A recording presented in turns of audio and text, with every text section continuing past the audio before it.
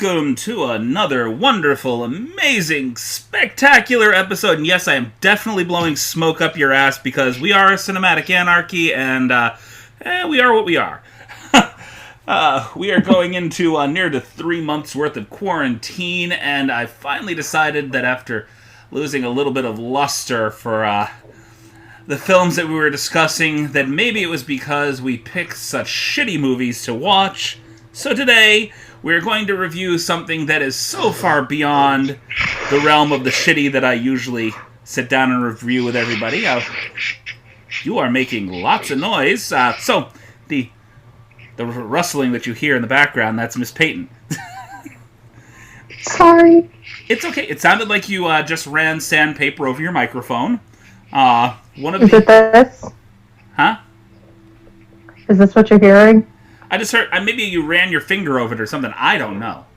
But it was loud. I probably did. I'm sorry. It was okay. It is okay. It is one of the hazards that you run into when you're trying to record remotely, and your equipment is far from optimal. So, we are going to go ahead and discuss a film today that I actually hold near and dear to my heart. It is a favorite of mine just in Robin Williams' catalog. It is The Fisher King. Robin Williams, Jeff Bridges, Mercedes Ruehl, and of course the incomparable director Terry Gilliam. God love him. Well, I don't know where to really start because this movie was just absolutely amazing.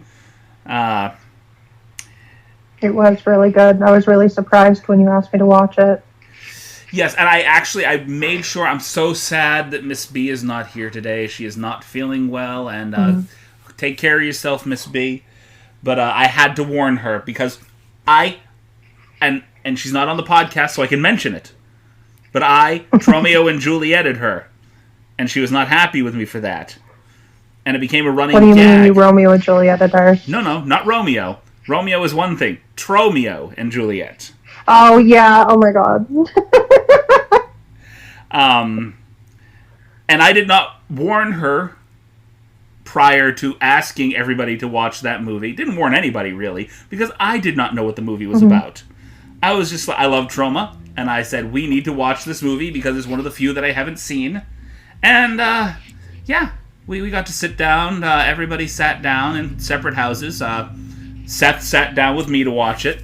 And we basically watched a full-length film about Romeo and Juliet being brother and sister and falling into incestuous love. So, yeah. Happy I didn't watch that one. So with that incident in mind, I made sure to warn her about full frontal Robin Williams. Yeah, I never thought in my life I'd have to deal with that image of seeing Robin Williams' penis, but, you know, here we are now. Now, I'm going to be honest. Straight as an arrow. However, back in the day, Robin Williams was sort of a beautiful man. He was. I mean, I think even maybe that's guy. just me, but I think he was always a beautiful man. I dig the chest hair. Well, that's just me. There's not a lot of movies with Robin Williams naked. I think the only other one that I can remember off the top of my head is World's Greatest Dad. There's a naked high dive board scene where he just, end of the movie, he just strips everything down in the middle of the school and goes to the high dive board and jumps. So I ruined the ending for you. Yeah. But, okay. I was just not prepared for it when it happened. To be honest, I had to rewatch it a couple of times. I'm like, that's not his dick. That has to be like, it's definitely covered. Like, I didn't just see that and watched it multiple times. I'm like, yep, that's in my brain now forever. Nope, stop it, blow it up. That's definitely his penis. Oh my God. But honestly, that scene is a very important scene in the movie. He goes through the whole Fisher King explanation right there in the middle of the movie. Right in the middle of the field. To break from my normal format, we're just going to go ahead and discuss what the movie was about real quick. The whole format of the movie, Jeff Bridges plays a shock jock who unwittingly causes one of his fans to go on a murderous rampage in a local restaurant. Basically, take down the yuppies. And guy walks into the restaurant, whips out a shotgun from underneath his coat, and proceeds to blow away, I think they said 9 people and injure several more before killing himself. Yeah. Yep. And the whole movie is about his descent into heavy depression after what happened, never being able to forgive himself. It's weird because he can't forgive himself for what happened, but somehow also maintains a very... It's all about him. Even the self-loathing is all about him. Yeah, I kind of got that feeling as well, that it wasn't necessarily even about what had happened. I think it was more like him dealing with his fall from fame, as opposed to what he had caused to happen to somebody else. And even when he first started helping, when he first ran into Robin Williams, he was just about to kill himself. Like, he had drank himself into a stupor, was mistaken for homeless, and was about 2 inches from having the crap beat out of him by two of the most unconvincing... 2 inches from getting himself lit on fire. 2 of the most unconvincing white thugs I've ever seen in my entire life. Honestly. Oh my god, I know. Like, let me just pop my collar real quick. I'm so threatening. They were... I don't know how to explain it. It's like if you took 2 of the commercially perceived tough guys from a boy band and decided to put bats in their hands and say, okay, we want you to act like gang members in this movie. You know what I mean? Yeah. That's basically what I saw there. You know, it's just 2 white guys going, I can be a gang member, so can I. I can be a gang member too. Nope, dude, just stop. Yeah, no. Just take your quaff back home. We don't need you. And they were... Oh, we're hearing music in the background because I do live directly next door to the fabulous 7-Eleven, and people like to pull in here playing pulling in the 7-Eleven, bumping my music while I'm pumping my gas, getting Coke from the 7-Eleven. Yes. That was my rap for the day. Chicka, yeah. Much appreciated. I'm not even going to try. There's several things that I've learned in my life that I could not do, and after drunkenly trying to attempt, I did. I got really drunk one night, and I got up on stage and tried to do Young MC's Bust a Move with my friend, and... Oh my god. You know how when you're drunk, and everything sounds good to you? You're drunk, and you're like, oh, I am fucking rocking this. I am fucking rocking this. And I got a tape of it. Yes, I said tape. It was a cassette. No CDs at that point. Oh god. I got a tape of it, and me and my buddy played it the next day. And we were off tune, off beat, and just... I was rocking it like my mother had dropped me on my head as a baby. That's how I was rocking it. Just... completely brain damaged. I sounded horrible, and I should have known better. I was 3 sheets to the wind, and I never limited my drinking at this place because literally I could walk home. The place was like right down the street from me. But that was besides the point. What were we talking about? Oh, see, that's what I do. We talk about the movie, and then I get off on a tangent. So we're at the point where Jeff Bridges' character is about to kill himself. Yeah, so he's getting ready to just throw himself in the river. And honestly, I watched the movie, and 90% of what happens in this movie is all about him. It is about, if I do this, will I finally have paid my penance? Will I have paid the price for what I have done? And he was ready to just kill himself up until this man, Robin Williams, comes into his life. What did he say at one point? He said, I wish I could just pay the fine and go home. Right. He had tied cinder blocks to his legs, and he was getting ready to to jump. Now here's where I had a problem with that whole scene. I love this movie, don't get me wrong. So when I say I had a problem with anything, I say that I don't take it lightly when I say something like that about a great movie. But if he was getting ready to kill himself and throw himself into the river, why in the hell would he walk back to the people with the baseball bats that are about to kill him? Why would he come down off that ledge? Jumped. Okay, well, I'm drunk, I'm stupid, I'm depressed, I'm about to dive into the river, but two men, one with a baseball bat and the other one with a can of gasoline, has walked up to me. Maybe I'd rather do that. Maybe that was... Well, I was actually just thinking that. Maybe he thought in that moment, maybe instead of killing myself, if I get the shit beat out of me, that'll make it all go away. Maybe I deserve worse than a quick drowning. Maybe I deserve whatever they're about to do, you know? He was definitely self-punishing. He was upset about what he did, but he was looking for a way out so that he didn't have to deal with the pain anymore. To get back to what he was doing it. And I'm sorry. My apologies. Like, I really, really want a studio that I can soundproof because I am tired of all the noise that goes on in and around me. This is why we usually do the podcast early Sunday morning because, well... any evening around here is noisy as hell. I like to do... I mean, There's not a lot of churchgoers around where I live. They're all sleeping on Sunday. I don't have to deal with it. LOL. It's nice and quiet. They're all sleeping off their drunken night from Saturday evening. I don't have to deal with all the loud cars. So I apologize for the background noise. So, okay, so it's ambiance, not background noise. Ambiance. So he's about to get doused. He got doused with gasoline. He's about to get lit on fire because these fuckers don't want to see them anymore. I don't want to have to deal with you guys anymore, so we're going to light you on fire. Like I said, most unconvincing overacting that I've ever seen from a supposed gang member.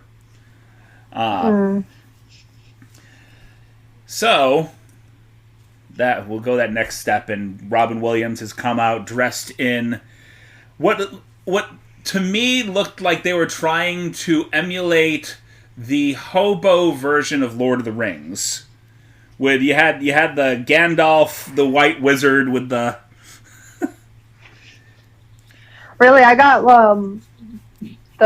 Lost Boys vibes. Lost Boys? Yeah. Like from Peter Pan. I don't know. Oh, okay, I see what you're saying. Yes, Lost. Hey, Omar! And the man of the hour has finally arrived. We're discussing the film. We're kind of doing a scene by scene right now, Mr. Omar, and we're at the point where we finally see where Mr. Robin Williams has entered the movie, where he's saving Jeff Bridges from a fate of basically being ignited like a Roman candle. Nobody can play a crazy like Robin Williams could. He did pretty damn well in this movie. Like, this is one of my favorite sort of, I want to say, dramatic roles of his. It kind of had a little bit of comedy. It was mostly a dramatic romance. Blah blah. My tongue. Late in the day, my tongue is no longer the story of a guy looking for redemption because he knew he really fucked up. So, I think this was Monty Python and the Holy Grail meets Life Stinks. I don't know if you've seen Life Stinks with Mel Brooks. Which one? Life Stinks. No, Life Stinks. Yeah, I probably have. I don't remember right now. Life Stinks has sort of a Trading Places vibe, but it was definitely a great film, great Mel Brooks movie. Mel Brooks was another genius. Well, I was telling her, you know the man that directed this movie, correct? I saw some of its hypnosis. I looked up stuff on it, but I didn't have much time to read. So, the director of this movie, it's Terry Gilliam. Terry Gilliam is known primarily for being one of the members of the Monty Python's Flying Circus. He also created movies such as Time Bandits. He was the director for Brazil. He also directed what was that other film that I was what was that other film that I mentioned earlier? Oh, The Adventures of Baron von Munchausen. He also wrote both The Imaginarium of Dr. Parnassus and the screenplay for Fear and Loathing in Las Vegas. Got it. You found your sandpaper. Fear and Loathing in Las Vegas. Tremendous movie, too. So he's actually, I mean, I did not expect anything less from him. This was a fantastic film. I love Robin Williams. Jeff Bridges was amazing in this movie. And, I mean, if you're into that thing, like I was telling Miss Peyton, a lot of full frontal Robin Williams. Yeah, they did that. Jeff Bridges was a very attractive young man. He is attractive now. I'm sure he'll be attractive many years from now.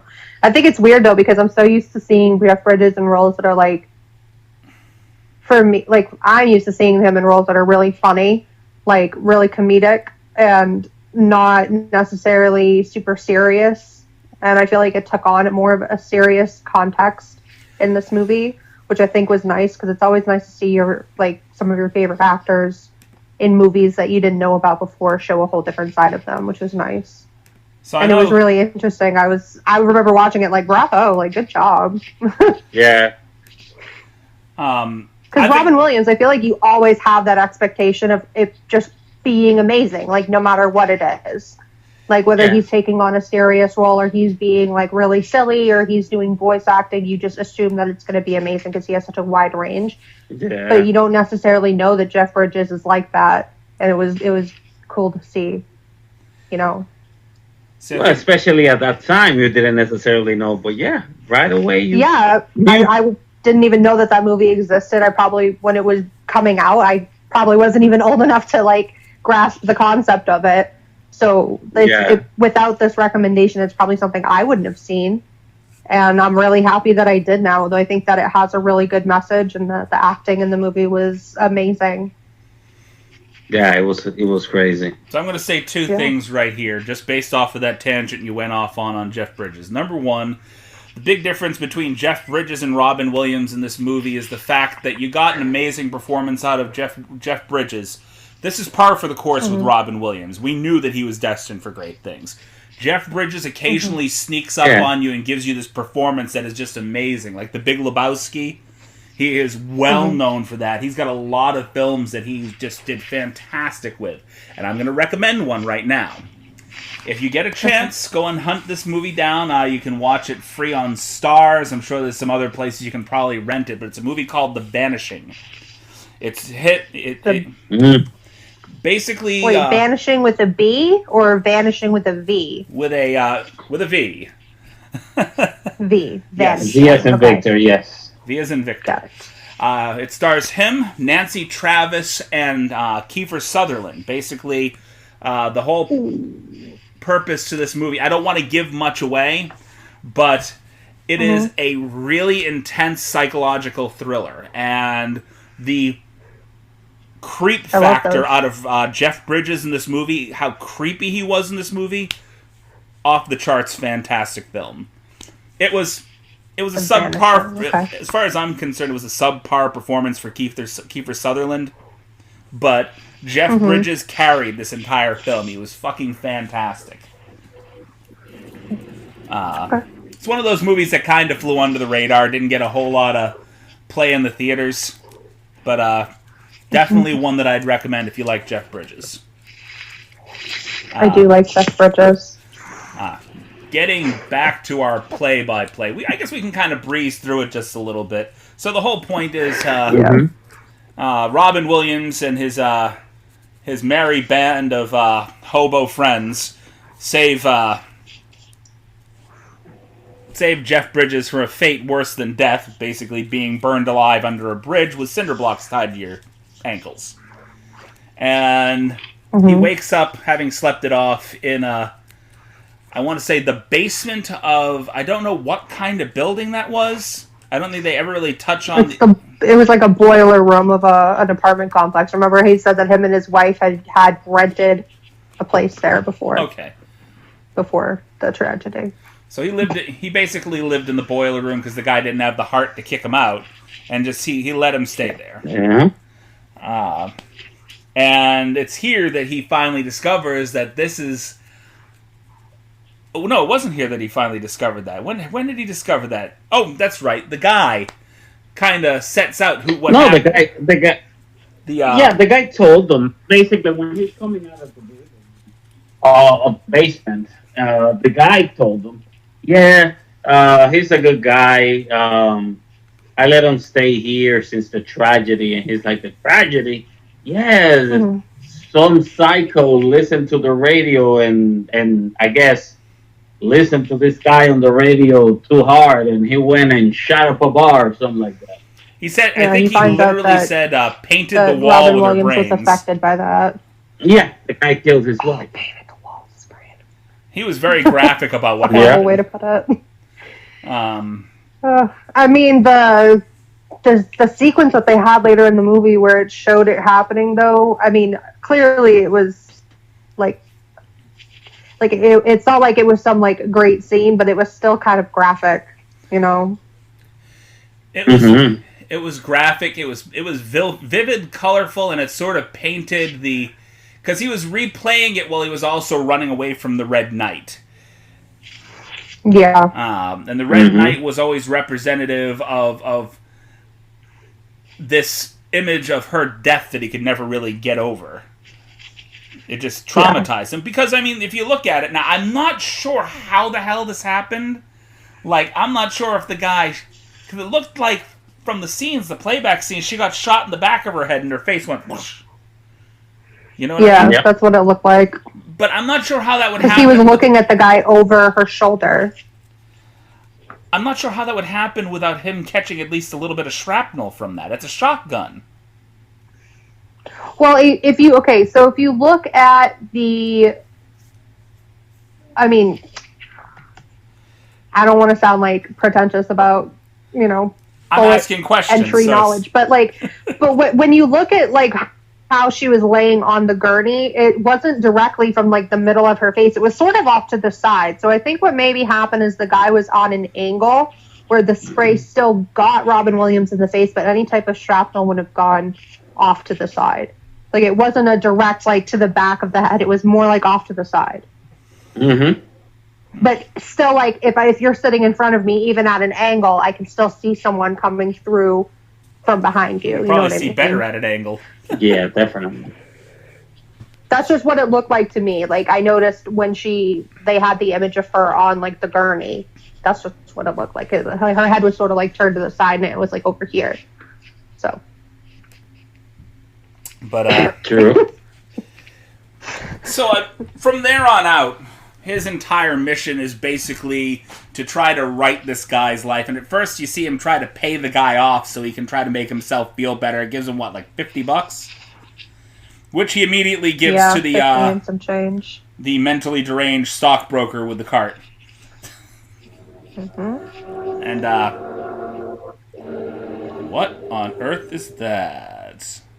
Somebody else had a car drive by. Did nobody else hear that?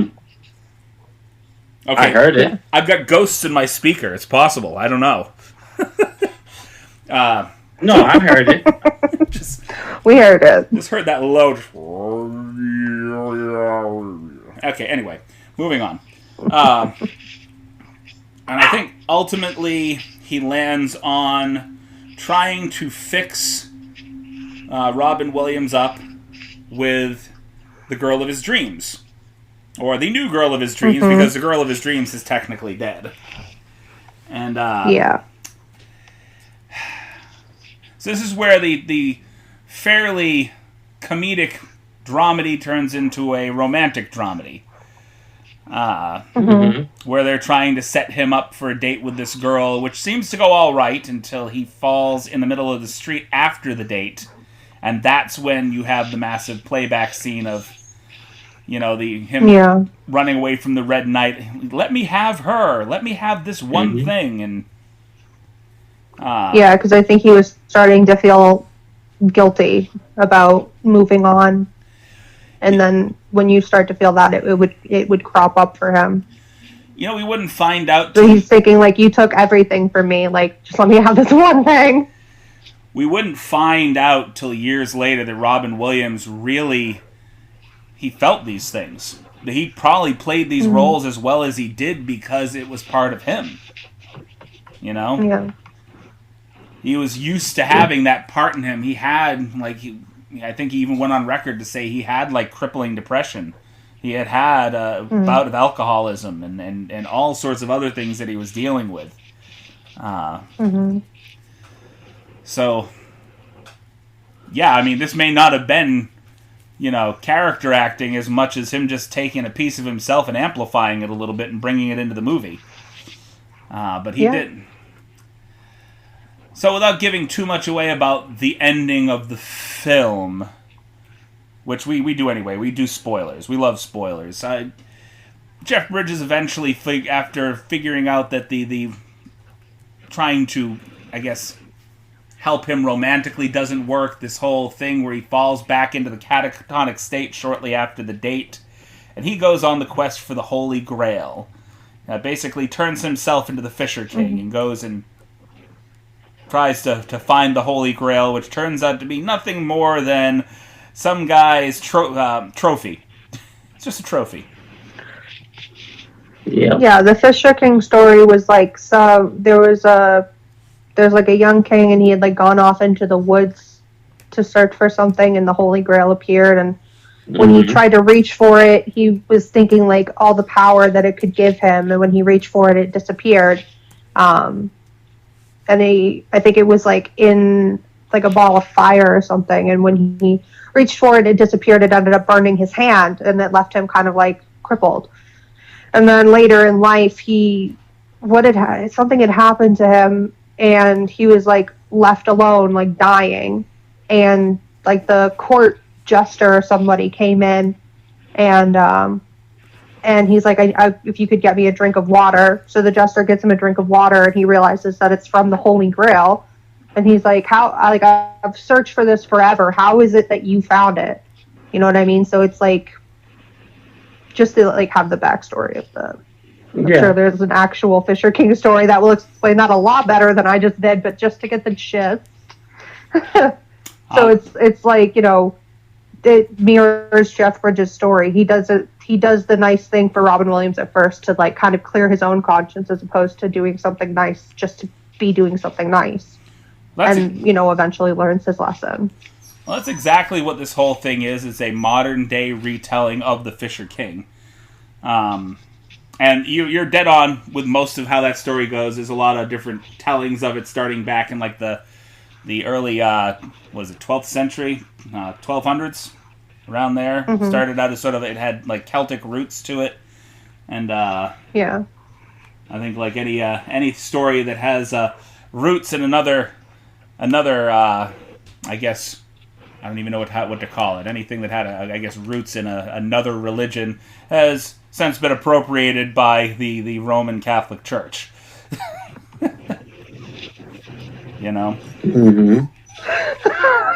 Definitely. Those goddamn Romans. The Roman Catholics. They're always taking credit for somebody else's stuff. As usual. As per usual. I was trying to remember it as much as the way Robin was discussing it in the movie, but I think I was too caught up in the fact that he was butt naked to really pay attention to the detail. Right. Well, at that point, you had just been inundated with, he didn't just get naked. He stripped down and he bounced around. He literally windmilled himself in the middle of the field. This is in the middle of the Central Nice Park. ass, though. I mean, from an objective point of view, he had a really nice butt. Just, like, shaped well. Right. Good He job. was a well put good That's how together. Robin Williams did squats. Oh, He squats. I'm going to let you guys talk for just a moment amongst each other because my dog is whimpering like crazy to get out of this room. So, if I don't move, the dog is going to dig through the door. You can do it. Keep talking. Keep talking. Let there be like My I- favorite. Oh, we're coming. I was telling Chris earlier, I'm like, I never thought that I'd have to have the image of Robin Williams' dick in my face. It happened. But now it happened, and now I have that image forever. Well, I could have gone my whole life without that information, but now I got it. So Would have been less traumatizing if he was still alive. well, that's true. there's It's a like, lot of people. I'm sorry. The first thing I wanted to do was make a dick joke, but I'm like, can't do that. He died. I've But then only, again, he was there and he did it. So I've only ever been. I'm just more, gonna say he must be a grower, not a shower. not a hanger. You mean? It was definitely cold in Central Park that night. Yeah. I was I only. was dying. I'm like, no. I mean, yeah, it's understandable. Oh my god. A grower, not a hanger. Oh my god. I mean, that's just like my level of maturity too. It's the first thing I want to do is make a dick joke. I think the comment that I made. Right. I watched this movie with my wife, and I think the comment that I made is, he's kind of hugging like a Robin too, isn't he?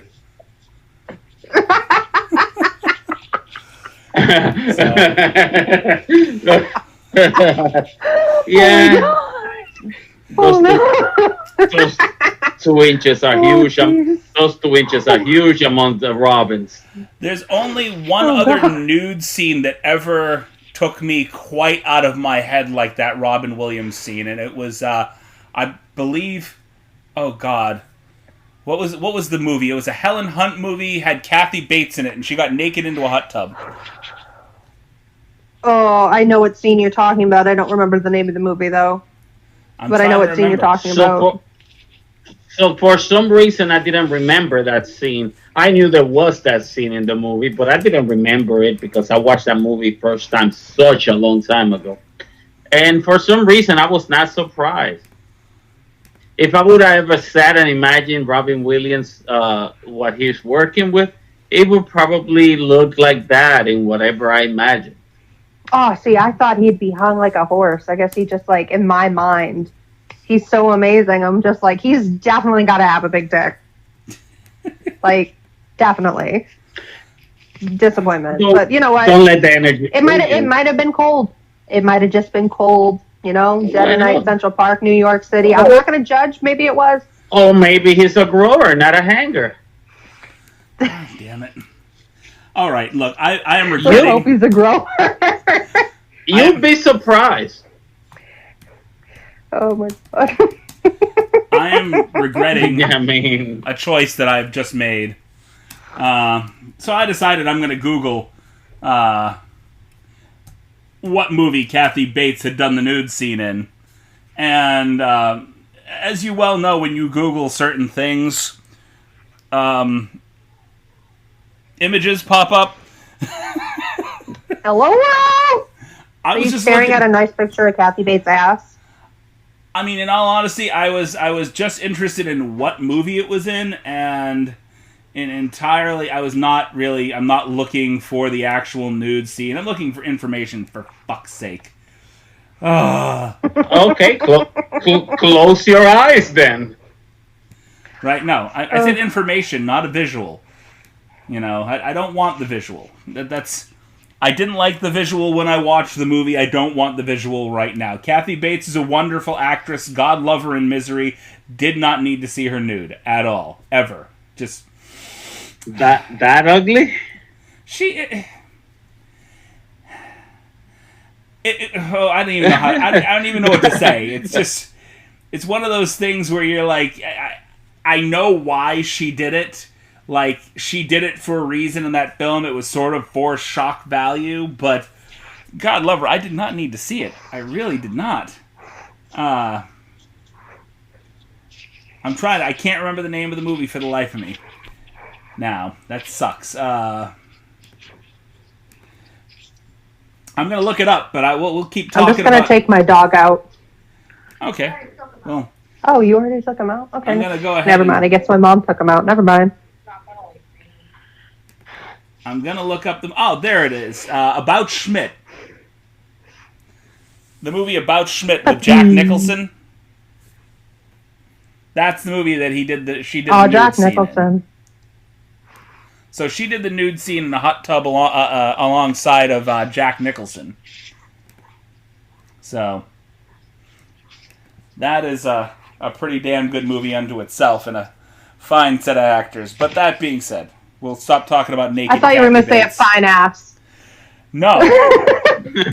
I could have sworn you were about to say a fine ass. No. No. No. I'm gonna have... No.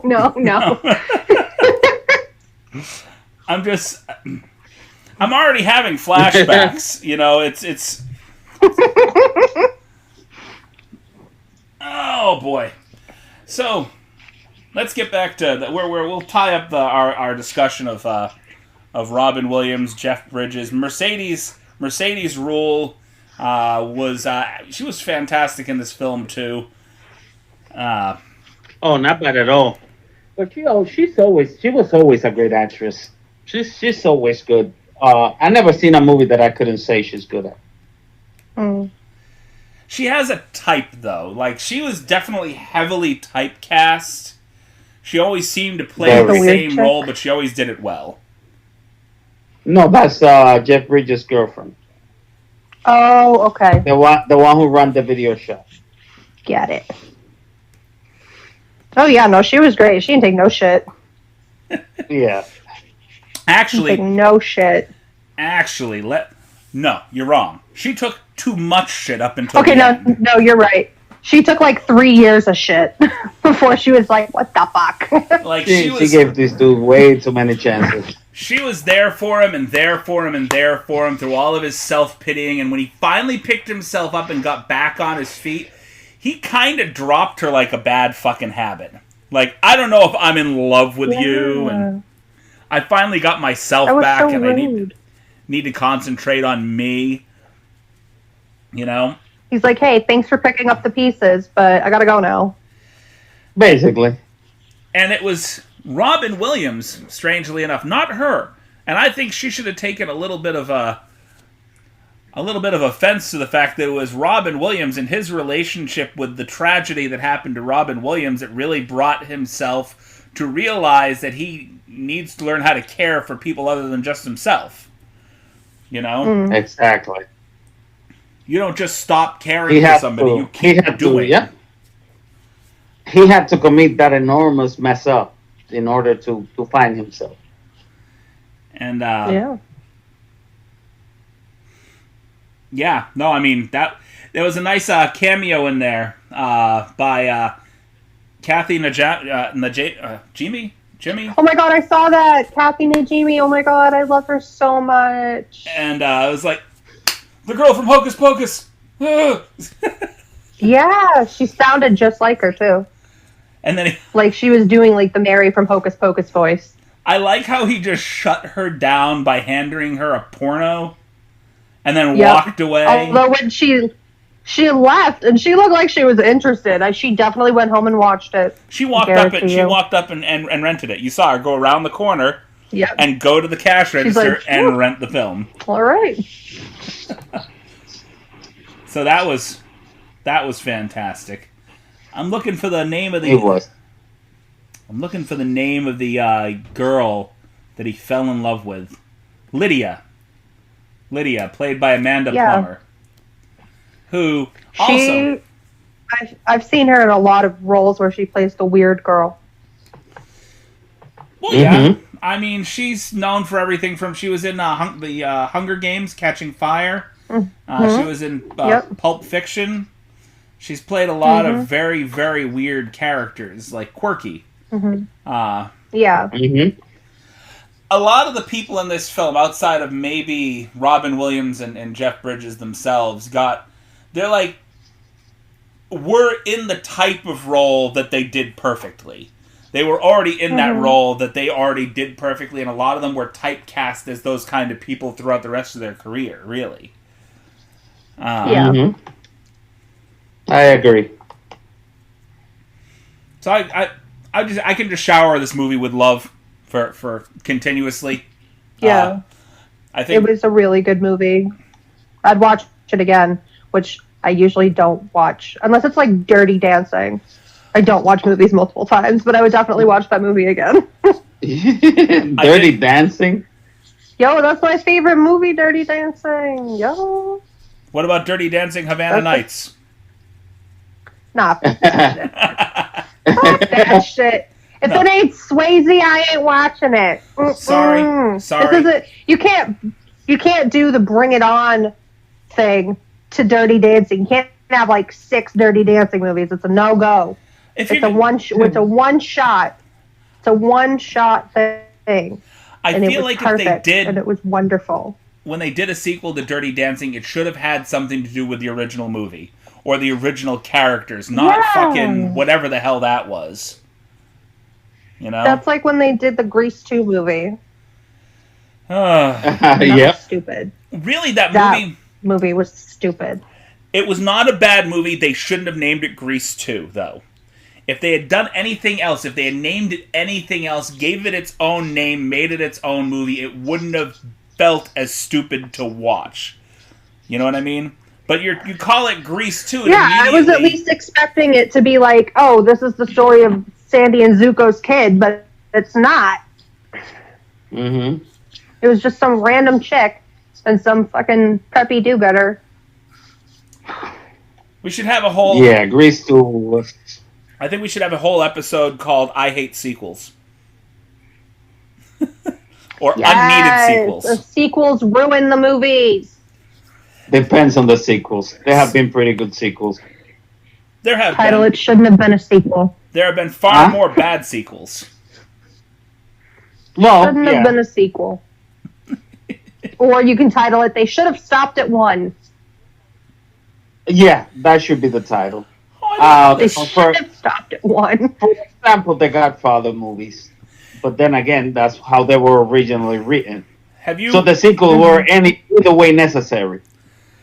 Well, it's not just any sequel. It's just like a movie where the first movie was so freaking amazing, and then any movie that came after it within the same franchise was so freaking horrible. Okay. I'm going to ask a weird question. Those are the ones you should do. I'm going to ask a weird question. Yep. You were more recently a kid than I was, and you have been around kids recently. Have either of you watched Phineas and Ferb? I have seen Phineas and Ferb. Okay. Amanda Plummer played a recurring character in Phineas and Ferb called Professor Esmeralda Poofenplatz. Okay. Which was the female counterpart to Doofenshmirtz. Doofenshmirtz. Yes. Yes. So she was the female. Yeah, I didn't know that. I'm looking at all this stuff here. Not that it has anything to do with what the fuck we're talking about, and definitely took us out of that conversation. Yeah. But you decided to throw in the fun fact. Trivia. Fun fact. That it's only fun fact if it was actually fun. I don't know if that was fun. Now you know. Well, I'll think about that now if I ever see her. Right? You're gonna go watch. If I ever see those, I'm gonna go watch all Phineas and Ferb episodes now. I'm putting it in the queue. Look up the episode. Great Balls of Water / Where's Pinky? Great Balls of Water. Yes. / Where's Pinky? Okay. So that's one of the episodes. There's like 4 episodes that she played in. All right. So I think we're going to go ahead and tie up the front end of our podcast. We're going to go slide into the sponsors.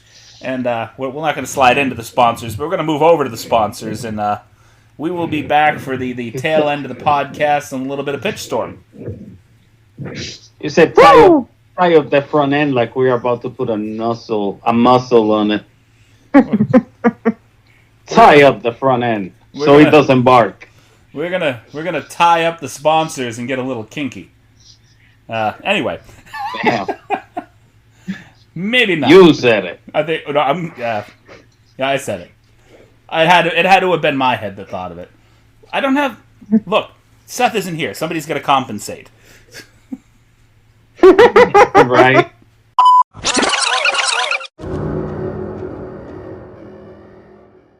All right, thank you, folks, for listening to our sponsors. Right now it's just sponsor, but who knows? We may have more in the future if things take off in the right direction. That being said, let's go ahead and start up with the pitch storm.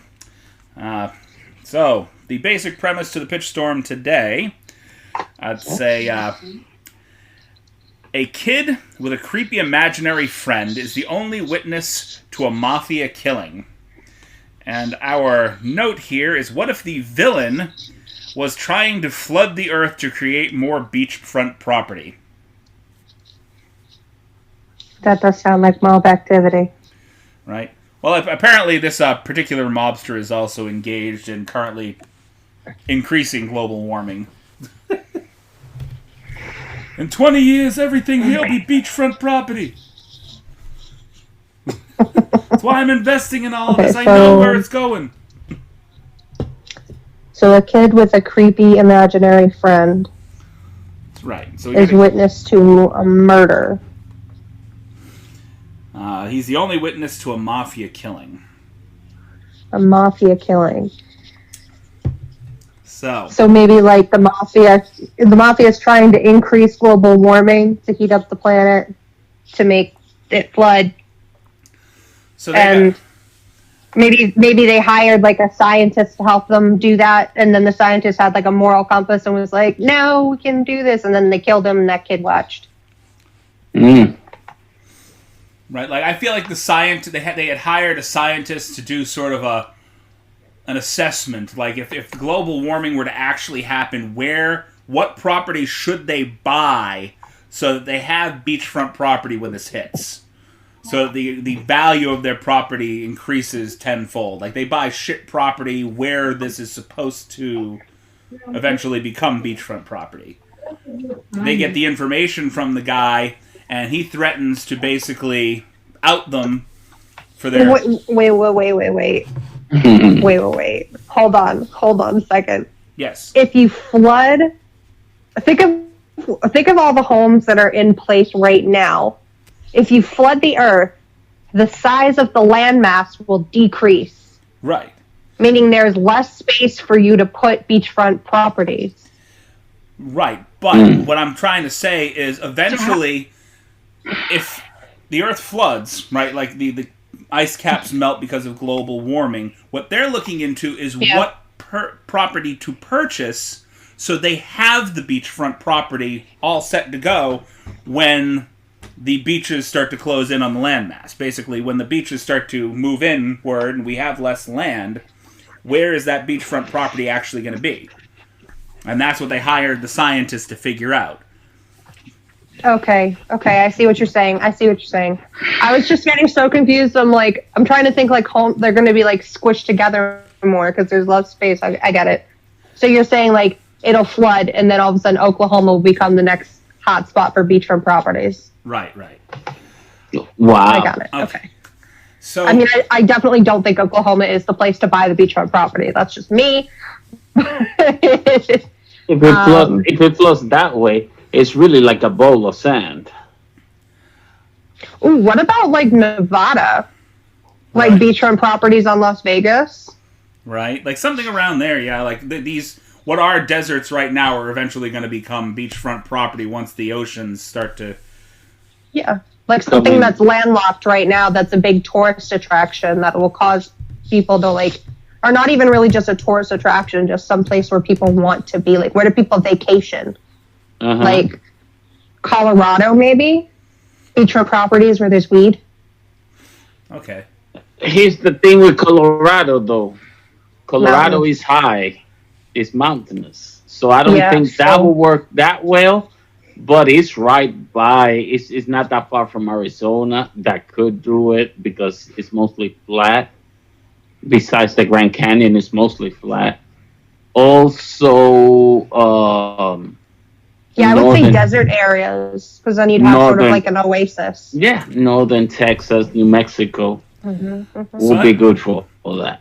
I don't know about the mobsters yet, but I've already got two people that I'd like to cast for the kid and the creepy imaginary friend. Okay? So are we doing it's going to be a comedy? See, when you said mobster, I thought James Wood. James Wood would I don't know actually why. be perfect. Eric Roberts. I just like, that's true.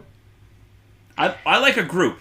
Get James Woods, Eric Roberts, and Michael Ironside to play like a sort of a mobster trifecta. It's like a B-movie mobster trifecta right there. It's gonna be hard. Most they don't run in trees. You need a crew. Yeah, you need like a group. It's gonna be a crew, at least 8 guys. The rest of the crew And they is just... basically based out of this abandoned bar that is their little social club. Well, it doesn't necessarily need. Does it have to be a group of like famous people, or can it just be like a group of mobster type guys? Well, Like, no, do you want to got- have just like a handful of the actual famous ones, or do you want everybody in the mob group to be like a big name? not necessarily a big name, but a name probably famous for mobster movies. Like, I guess some of the guys from The Sopranos will fit the bill. That wouldn't be too expensive. They're not big That's true. names, but they're also not unknowns. So, That's true. I'm sure Tony Sirico, them guys. Are we just assuming that it's an Italian mafia? Like, is there no Asian mafia like the Tokyo Drift it's guys? an Irish mafia, you know. We could do it. Well, there's also guys that have done roles as Irish mobsters. You got the Russian What mafia. What if this is like? What if this is like a UN of mobsters? Like They a kind of have that in representative some from cities. all the different mafias. Like some of every these- mafia is trying to flood the earth so that everywhere in the world you can have beachfront property. Okay, hold on. Well, Your microphone just exploded. you have some cities that have that. Huh? Your microphone just exploded. Like I could. It sounded like you were talking into a balloon. Yeah, I heard that. Is it better now? Yes. You got really excited, and then it got really loud. Yeah, I think it's because it like fell into the fold of my neck or something. It's fine. So Okay. I think I kind of like the idea you were going for there, like a UN of mobsters. Like you have like a meeting of like the Yakuza, and you got like the Irish mob, and you got the Russian and Italian mafias, and they kind of get together, and they're trying to plan so around the world they basically monopolize what is soon to be beachfront property, and they're trying to increase, you know, carbon emissions to make global warming happen because of it. Because we're not like And you got the kosher Nostra. I like for our kid. I want No, the Noah kosher Nostra. Noah Schnapp. Noah Schnapp. Who the hell is that? Will from Stranger Things. Okay. Yeah. Yeah. I'd like him. Okay, I'll accept And that. I for the creepy friend, the creepy imaginary friend, I like Christopher Maloney.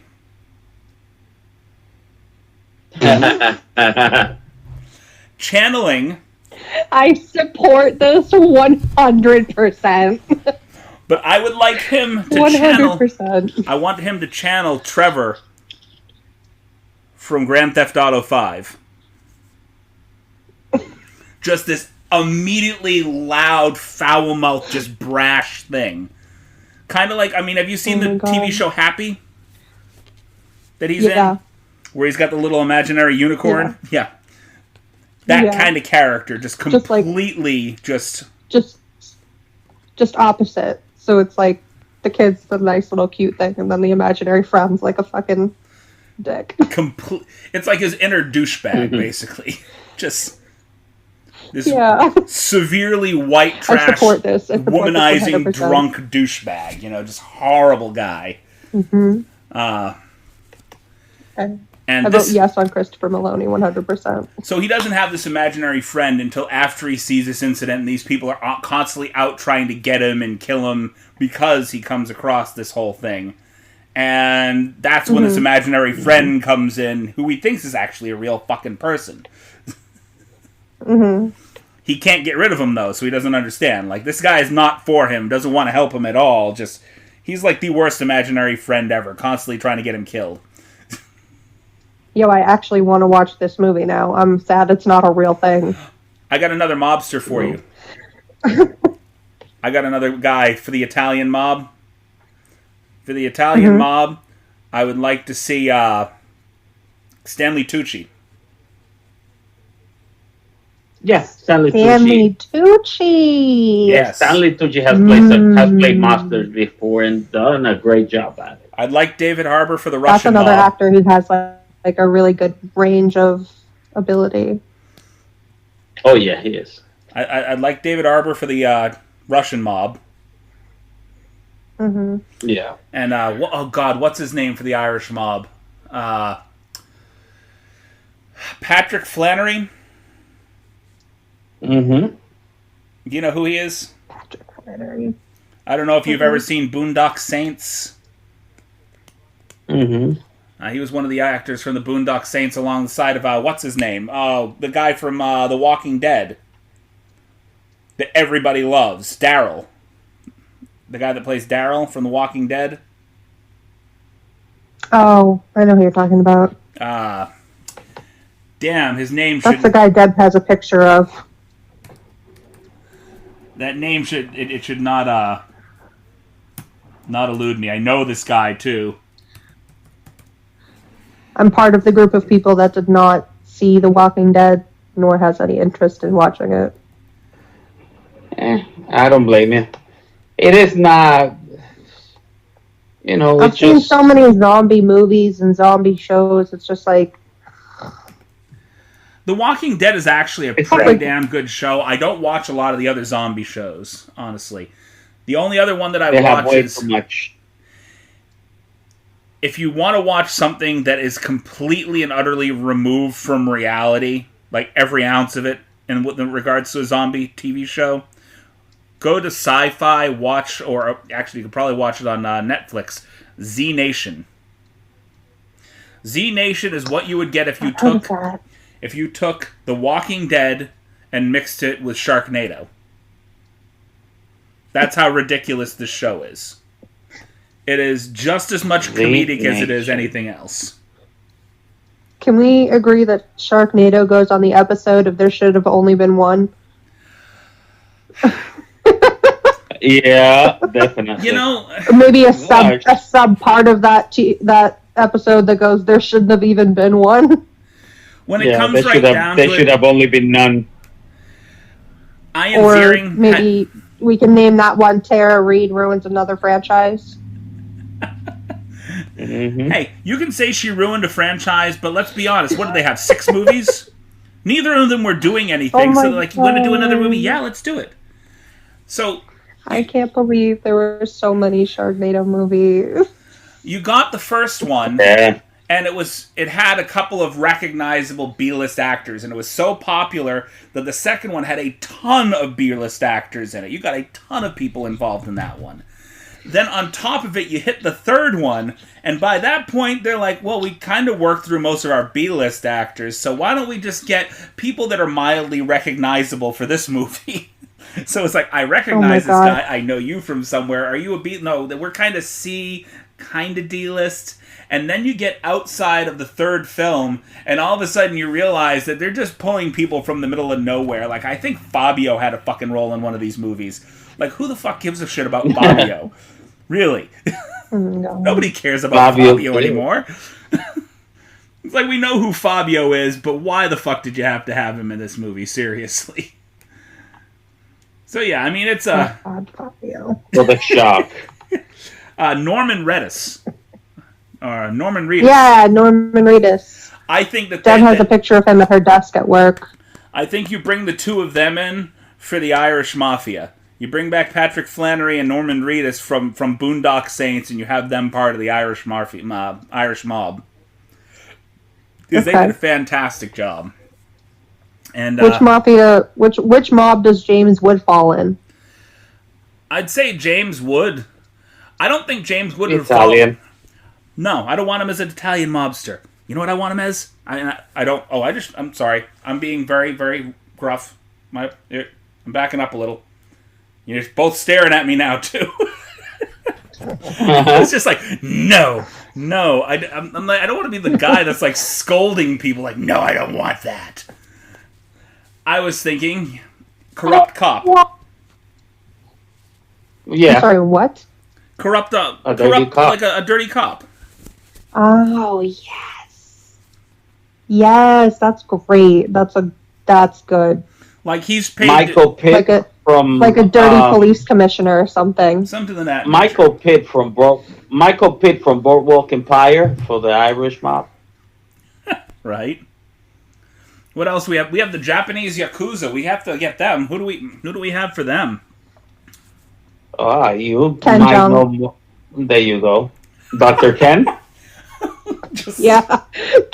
He leads, but here's the twist. The twist is it's not Ken Jeong, it's actually Leslie Chow. He doesn't look very Japanese though. No. Well, I think, isn't he Korean? Japanese. He is Korean. Yeah, he is Korean. They have Korean mobs.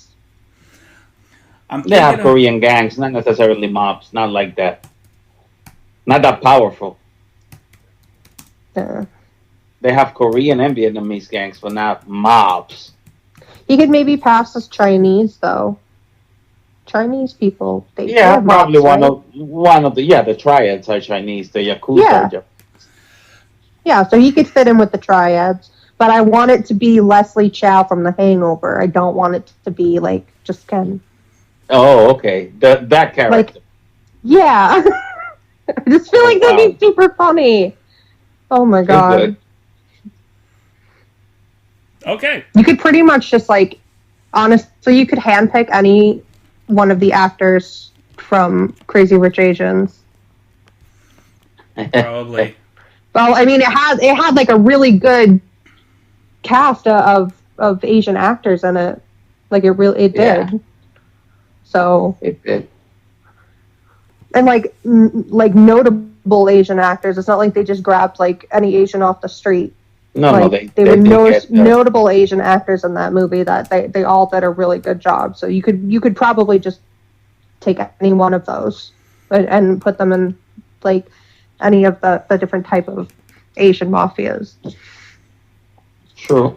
There's a guy, I'm trying to remember his name, and I will find it, because I kind of like him it's the guy that played like the main, he was one of the main characters, never spoke English in Lost.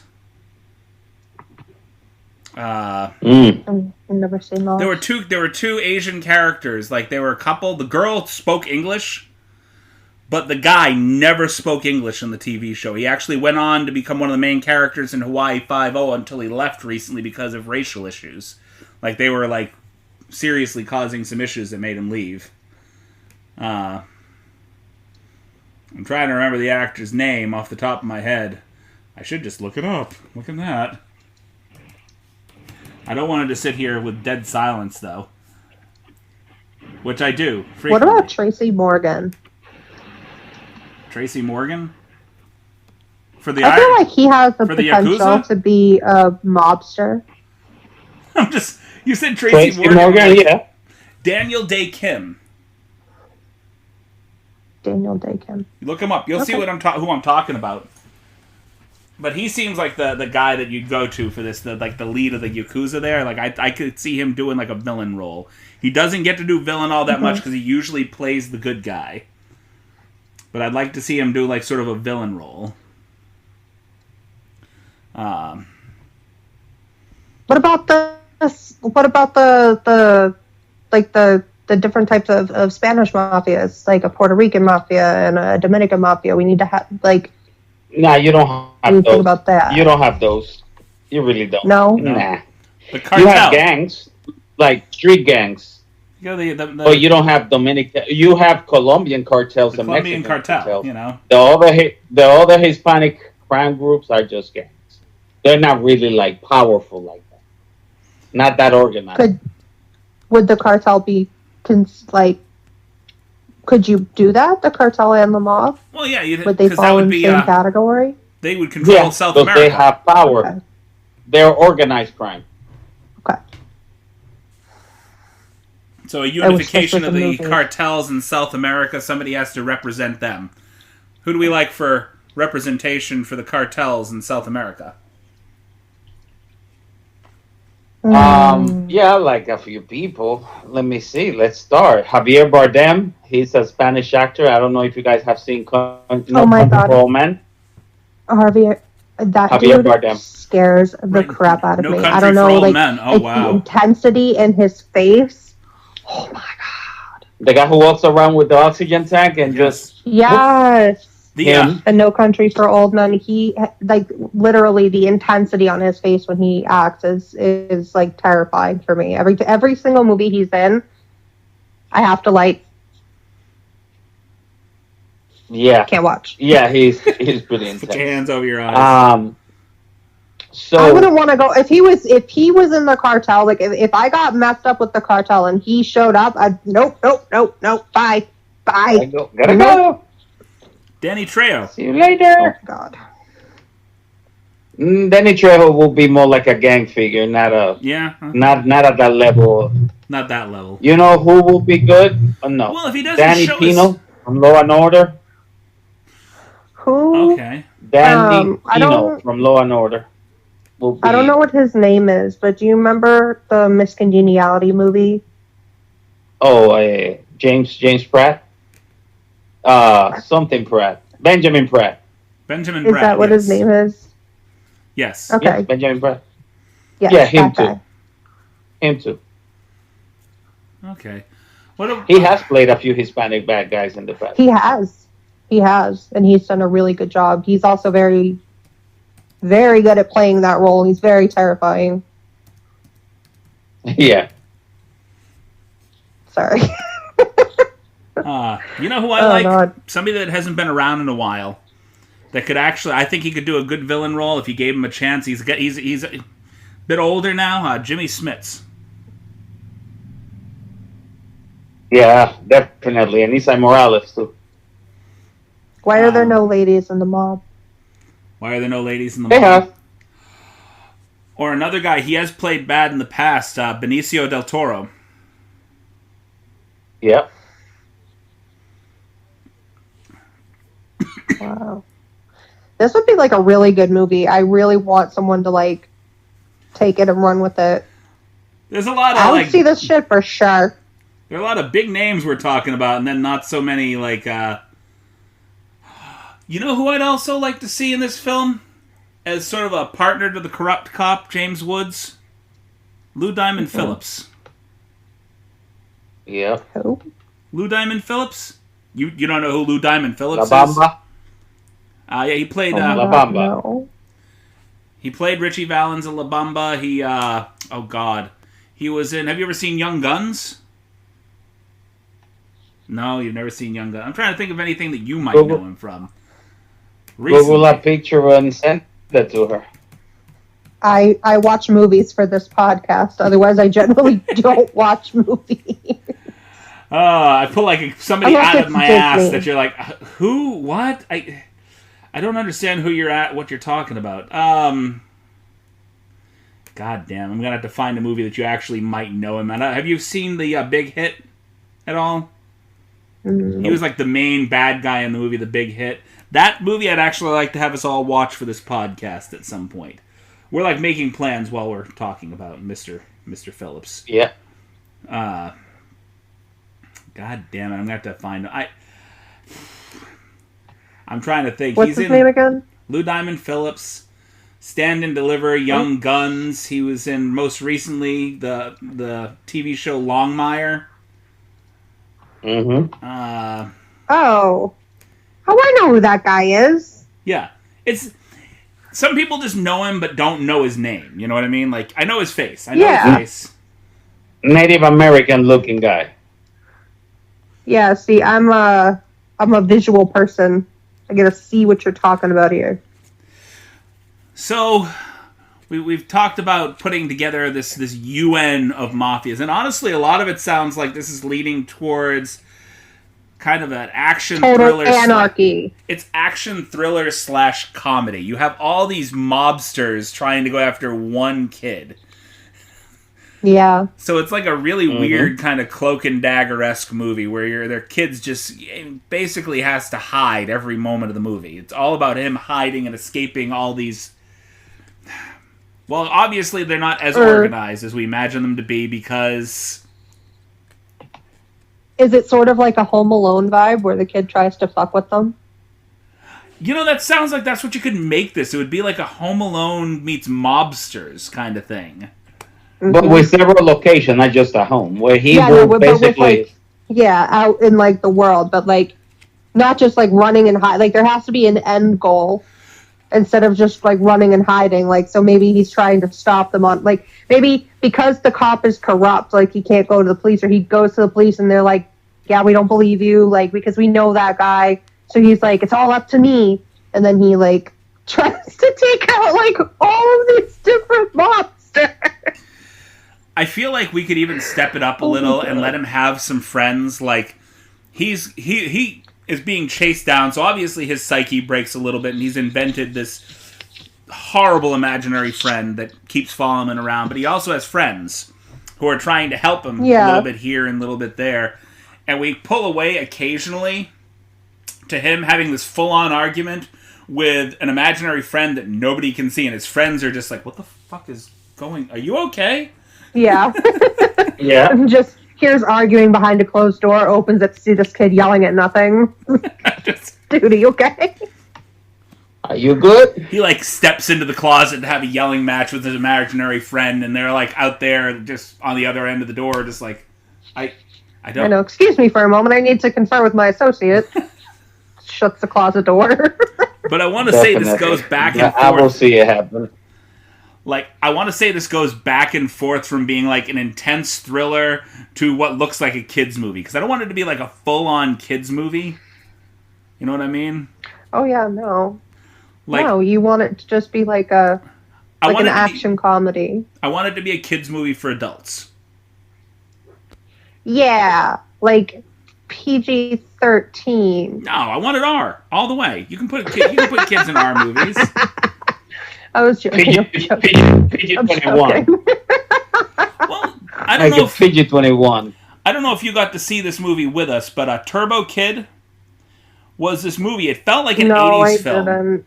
It felt like it was like an 80s kids film, but there was so much gore in that movie, like over the top, just blood everywhere. Right? And it was so like, there was so much blood you couldn't really even take it seriously. But it was a hard R movie because of the vulgarity and the gore. Even though every single element about that movie just screamed like kids' movie. Yeah. It was just super violent. The ones I saw. But I feel like I watched Thanksgiving instead. I'm sorry.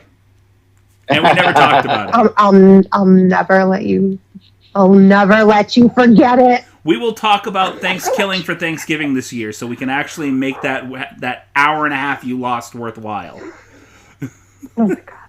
Thank God. I know. But Jesus. No, because this like I heard it was horrible. Like I said, it was so bad. Like Home Alone, but for adults, as opposed to a PG kids movie. You know what I mean? Yeah. I think that would be good. Because otherwise it's just like running and hiding. Like, why? This way it has an objective. I'm trying to figure out how this kid would accidentally... Maybe it's not just one kid. Maybe he's just the one that has the imaginary friend. Like, he has the psychic break. Or the mental break. But him and his friends all stumbled across this group. Like, they were just fucking around somewhere. What What is that? Well, I mean, it could still just be that he was alone. There's plenty of situations that you can put them in. Like maybe he's just an adventurous kid that wanders into an abandoned warehouse. They wandered into an abandoned warehouse, or there was just something happening at a random location that should have been fairly anonymous, but these kids were fucking around. Like there was an abandoned home that most people don't go around, and they decided to make this the normally boarded up. I mean, think about when you're a kid. Like, the world is your playground. You can go anywhere and do anything. Like, I mean, I never fucking trespassed on private property, but like, I've fucking gone into the woods, and the world is my imagination. So yeah.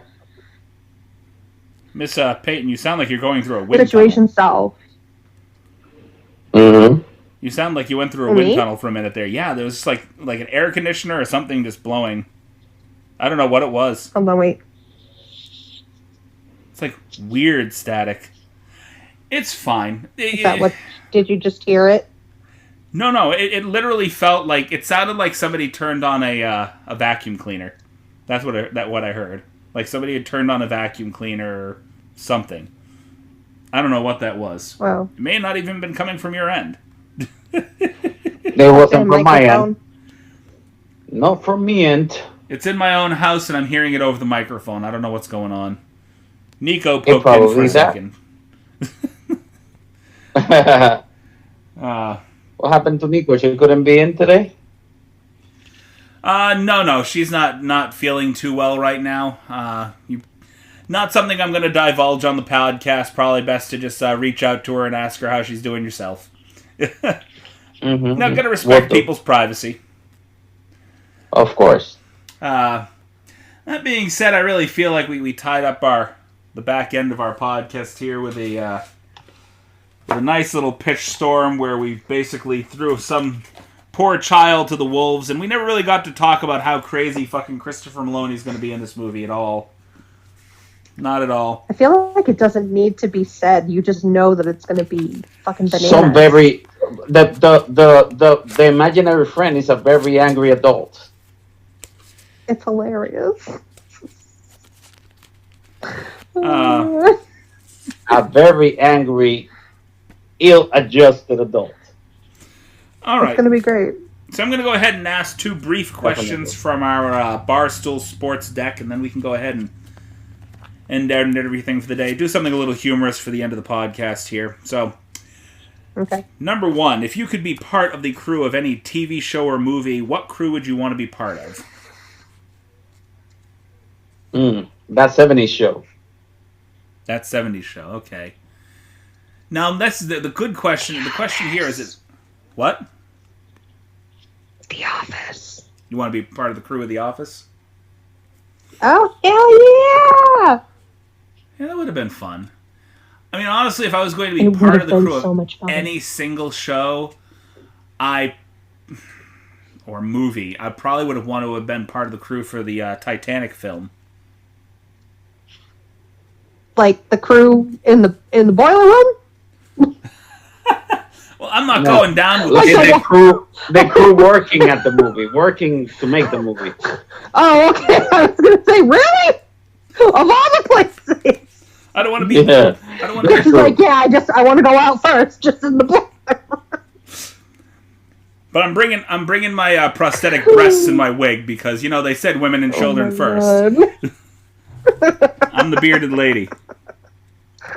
Oh, Jesus. Okay, and last question. How long do you think it would take to eat your own body weight in hot dogs? I mean... What was the question again? How long do you think it would take to eat your own body weight in hot dogs? Like a really long time. I can probably have like 2 hot dogs before I get sick. I am not afraid to say that hot dogs make me fucking gassy. There's nothing good about hot dogs at all. I am not a fan. So that being said, to eat my own body weight, and I am not a small fella, in hot dogs, it would probably take me the better part of a month if I'm going to eat my whole body weight in hot dogs. How about I don't do it? I'm sure I'm sure after eating hot dogs for a couple of days in a row, I won't ever want to see hot dogs for the rest of Yeah. the day. Now, It would take me a very long time because I could only have like a couple in a sitting before I get sick. And B, if I have them every day, I'm gonna want to vomit just at the sight of a hot dog. So I'd have to like space it out and like same as Chris. Like I'm not a small chick, so it would take me a very long. I'll say a year. It would take me a year to get through all those hot dogs. Do hot dogs even keep for a year? How long do hot dogs even keep for? okay.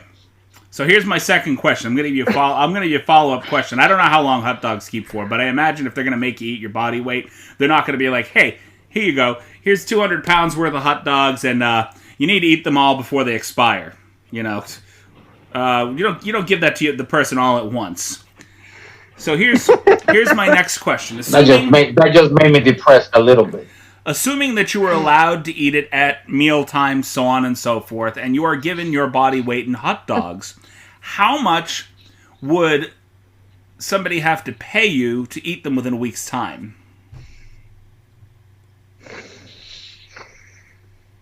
What's the minimum? Enough to be at the hospital for a month after that and still be rich after. Yeah, right. Enough to pay for the medical bills and still have. I would do that for nothing shy of a mil right there. At least tens of millions of dollars. Probably like $100 million. If $100 million at minimum to eat my weight in hot dogs in a week.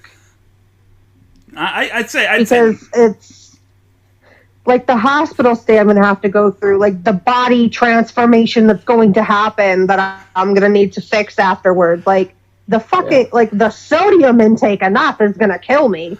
I guess it also has to do with the quality of the hot dog too. Like what kind of hot dog you're eating. Because there's a level of qualities. There's everything from like the bar S $1.99 for 8 hot dogs packages. The next step is like Oscar Mayer hot dogs, and then you have ballpark hot dogs, and then you've got the really good. The top level is like German Duschmacher hot dogs. The really really good ones that are like not high in sodium. I'm gonna tell you this. It could be the Rolls Royce of hot dogs, and that many hot dogs can be good. No, it's not going to be good. Yeah, why does it have to be hot dogs? Right. Why can't it be like if you had said steaks? Or you're like waiting hamburgers. Steak or meat. Like if like a hamburger, different. Because I could cook that hamburger into tons of stuff. You're waiting bratwurst. Chop it up, put it in a sauce, put it in the lasagna. There's tons of stuff that you can do with that as opposed to like a fucking hot dog. Do you know what's worse for me? What's worse for me than a hot dog is Polish kielbasa. Ooh, kielbasa. I like it, but like I can't eat much before I feel like overfull. You know what I mean? Like I could eat a if I go to a barbecue, I could eat 4 hot dogs in a sitting. Like the sodium, the salt. Oh my god! It retains so much fucking water. Like I said, $1 million would be the bare minimum because you'd want enough money to put you through the hospital visit from eating your body weight in hot dogs. Then you're going to want a personal trainer to get you back into shape afterwards because you are going to feel full, heavy, disgusting, and probably going to need to be ventilated from both ends. Oh my god. Yeah, it definitely needs to be a real life-changing amount. Yeah, it needs to be a life-changing amount. Like, I want enough money that I can quit my job and spend the rest of my life warning people about the dangers of eating your body weight in hot dogs. Right? Go get lectures. I've been through it. I know. Don't do it. Like, yeah. Don't do it. I mean, I got millions of dollars to do it, but it's not worth it for you to do it. If anybody asks you, don't. Not much. That will give you cancer of the ass.